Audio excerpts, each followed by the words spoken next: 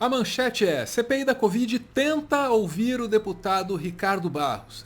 Foi uma tentativa, o cara é difícil. Os seus comentários sobre a Comissão Parlamentar de Inquérito, o senhor fale daquela porta para fora.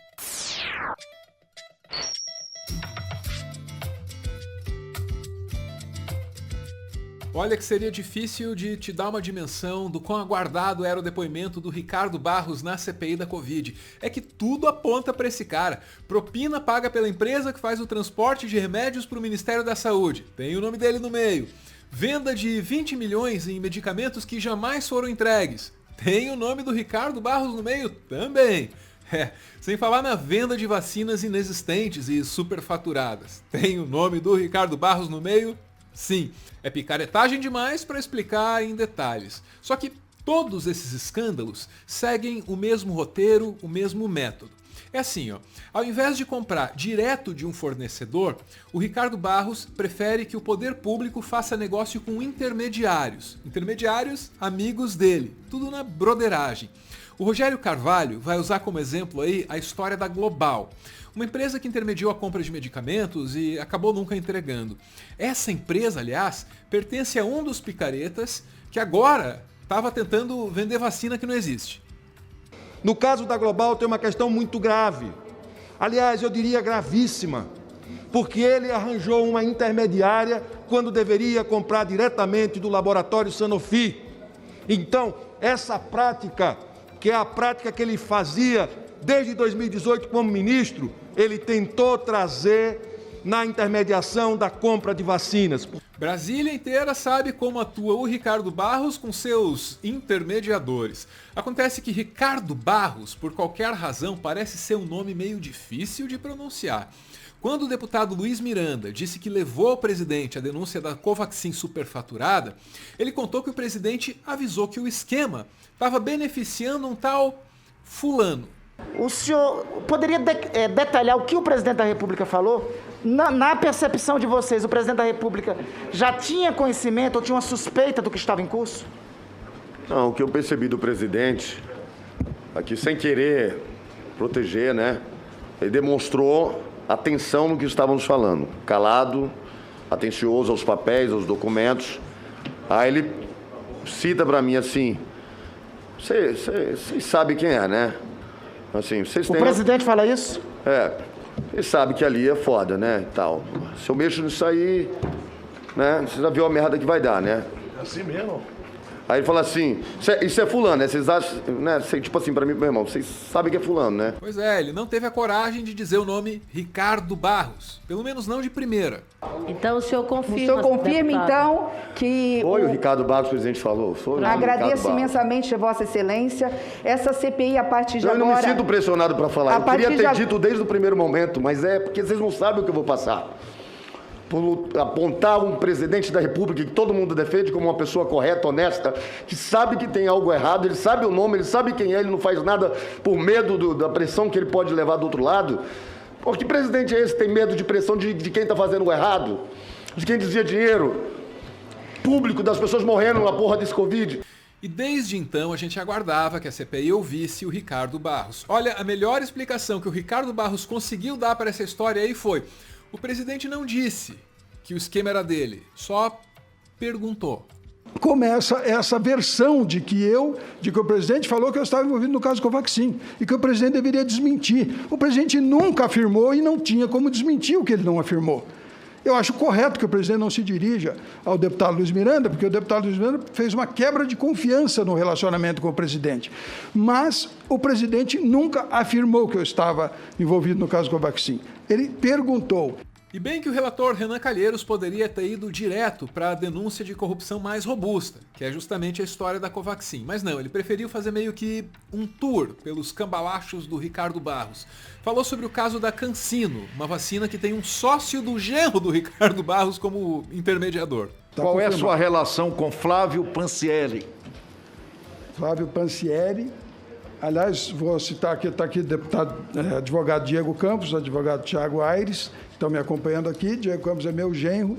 Flávio Pansieri foi sócio dele no escritório de advocacia, até dezembro. É seu amigo? Foi seu advogado, sócio do seu genro? Sim, foram meus advogados. O escritório que eles eram sócios advogou para mim, com certeza, e eu o conheço.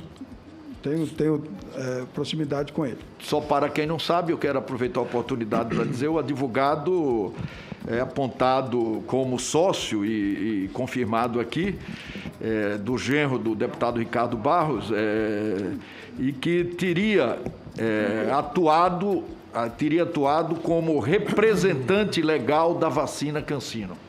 Olha, nas semanas anteriores, o Ricardo Barros estava meio que implorando para ir à CPI. E em 12 de agosto a gente entendeu por quê. Ele queria afrontar os senadores para demonstrar lealdade a esse governo que permite que ele roube dinheiro do Ministério da Saúde. Supostamente roube.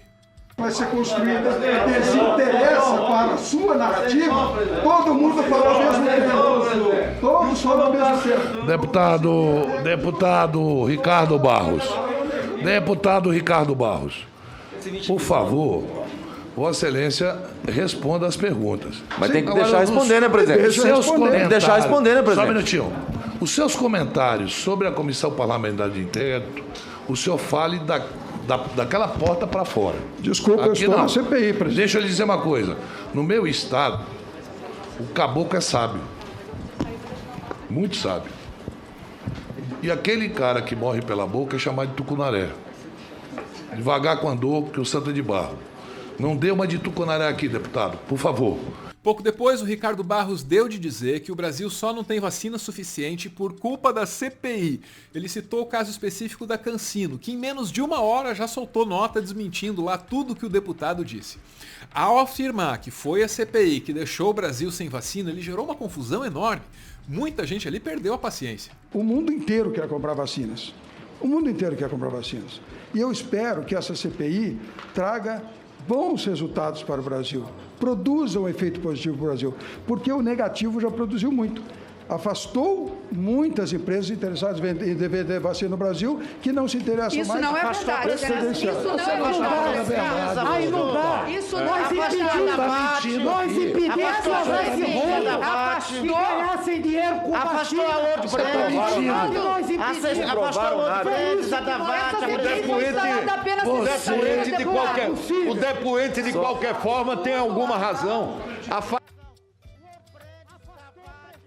Afastamos as vacinas que vocês do governo queriam tirar proveito, rapaz. Aí acabou que a sessão foi suspensa.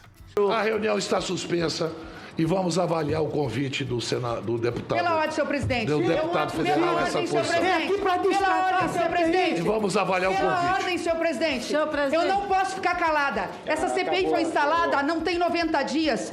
Há 3 meses atrás, antes dessa CPI estar instalada, senhor líder do governo, Jair Bolsonaro, nós já tínhamos quase 400 mil vidas perdidas. Dizer que nós afastamos fabricantes idôneos de trazer vacinas para o Brasil, nós queremos